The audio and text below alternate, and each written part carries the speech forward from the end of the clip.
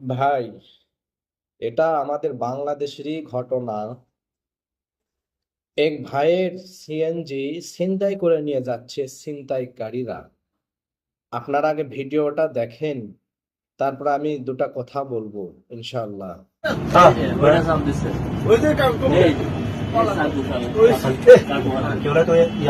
চিন্তা করছেন এখান থেকে আপনি যান না আর ওর বা নামাই দেবো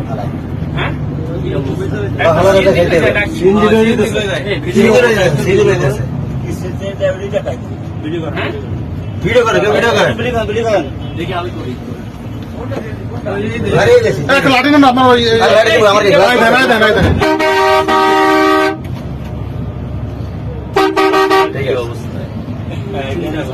দিনে দেবো না কি কোন দেশে আছে মাত্র রাত 1টা বাজে। কি অবস্থা? চিন্তাকারী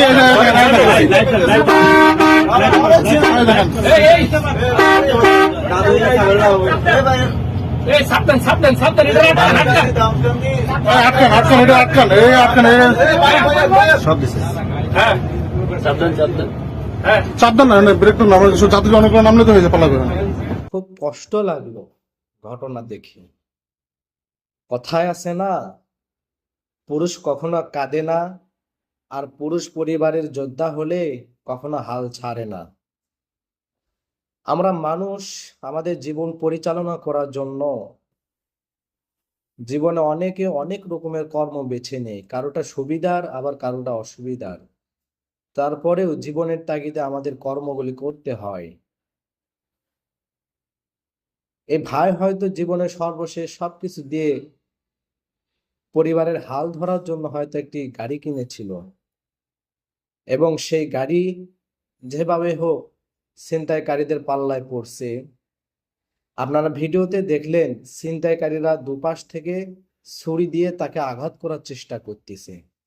ভাইটি হয়তো জানে যে এই গাড়ি চলে গেলে আমার পরিবারের কি হবে, আমার সন্তানদের কি হবে। এই চিন্তা করে জীবনের মায়া ত্যাগ করে তাদের সাথে লড়াই করে যাচ্ছে, যদিও তার গাড়িটা ফিরে পায়। তো ভাই, বাংলাদেশে এমন ঘটনা প্রত্যেকটা দিন প্রতিনিয়তই ঘটে যাচ্ছে। আপনারা যারা গাড়ি চালান তাদেরকে আমি বলবো খুব সতর্ক থাকেন, সাবধানে থাকেন, এবং রাত হলে গাড়ি না চালানোরই চেষ্টা করবেন। আর আমি প্রশাসনের কাছে অনুরোধ করব, আপনারা একটু এই ছিনতাইকারীদের এদিকে একটু নজর দেন, কারণ বাংলাদেশে খুব উৎপাত শুরু করে দিয়েছে এই ছিনতাইকারীরা।